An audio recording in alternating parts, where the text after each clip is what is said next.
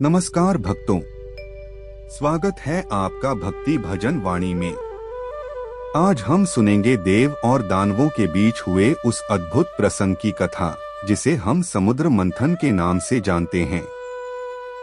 यह कथा केवल एक पौराणिक घटना नहीं, बल्कि जीवन के गहरे रहस्यों को समझाने वाली प्रेरणा है। एक समय की बात है जब देवता और दानव दोनों अमरत्व प्राप्त करना चाहते थे। अमरता का वरदान केवल समुद्र मंथन से निकलने वाले अमृत से ही मिल सकता था। इसलिए भगवान विष्णु की आज्ञा से देवताओं और असुरों ने मिलकर क्षीर सागर का मंथन करने का निश्चय किया। मंदराचल पर्वत को मंथन दंड बनाया गया और वासुकी नाग को रस्सी। देवता वासुकी की पूंछ पकड़कर खड़े हुए और दानवों ने उसका मुख भाग। जब मंथन आरंभ हुआ तो सारा ब्रह्मांड हिल उठा। सबसे पहले समुद्र से प्रकट हुआ कालकूट विष, जिसे देखकर सभी देवदानव भयभीत हो गए। वह विष इतना प्रचंड था कि पूरी सृष्टि को नष्ट कर सकता था। तब सभी देवताओं ने भगवान शिव को पुकारा। भोलेनाथ ने बिना देर किए उस विष को अपने कंठ में धारण कर लिया। तभी से उन्हें नीलकंठ कहा जाता है।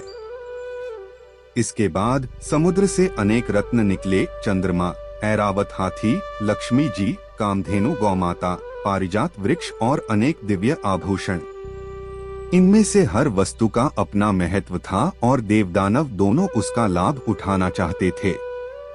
अंततः समुद्र से निकला अमृत कलश। अमृत को पाकर दानव लोभी हो उठे और उसे अपने वश में करने लगे।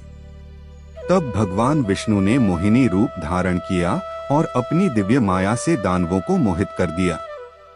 अमृत केवल देवताओं को प्राप्त हुआ और देवताओं ने पुनः अपनी शक्ति से दानवों पर विजय पाई। समुद्र मंथन हमें यह सिखाता है कि जीवन भी एक महासागर है। जब हम अपने भीतर मंथन करते हैं तो पहले विष यानी कठिनाइयां सामने आती हैं। उन्हें धैर्य और साहस से सहना पड़ता है। फिर धीरे धीरे जीवन के रत्न और अंततः अमृत स्वरूप ज्ञान प्राप्त होता है। तो आइए समुद्र मंथन की इस कथा से प्रेरणा लेकर हम अपने जीवन में सकारात्मकता, धैर्य और भक्ति का संचार करें। यदि आपको यह दिव्य कथा पसंद आई हो तो इस वीडियो को लाइक करें और ज्यादा से ज्यादा शेयर करें। हर हर महादेव। जय श्री हरि।